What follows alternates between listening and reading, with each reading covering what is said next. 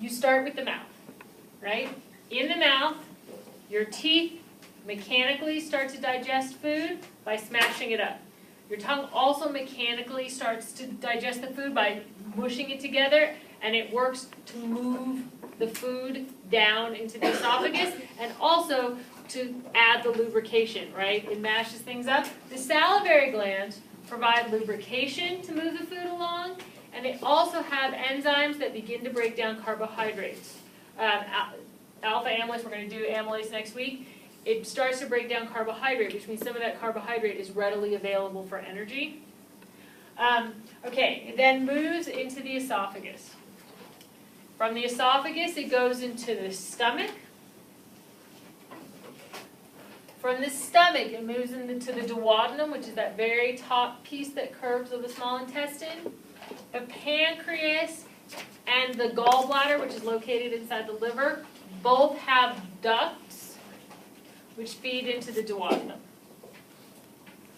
That's why they're both here in this general area. After the duodenum, you make that curve, and then you go into that long middle part. The biggest part of the small intestine, that's the jejunum.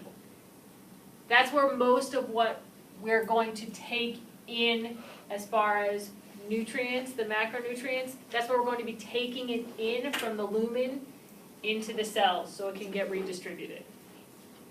Some of it does happen in the ileum. Some of it is dependent, especially when we start talking about some B vitamins. Some of those things happen in the ileum, which is this bottom part down here. It's also considered the small intestine. Right? So the cecum is the transition between the small intestine and the large intestine. Okay, so then you go from the cecum, you pass through the appendix, and then you go to the ascending colon, which is going up this way. We're over here, like this is my right side.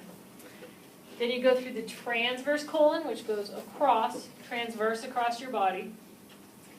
Then you go down, more towards your feet. Again, that's the descending colon. Now I'm on the left side.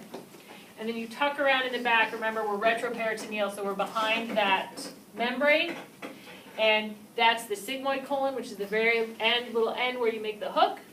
And then you go down into the rectum. And the anus is actually, it's just the opening. Like when you asked about sphincter, anal sphincter, that's just the very, very end where what came in passes out.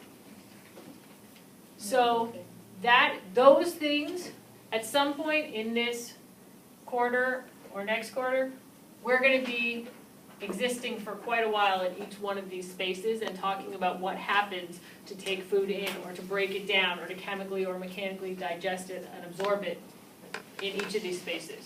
So that's why I picked these things. And then the accessory things because they help that happen. They deliver the components that need that to happen.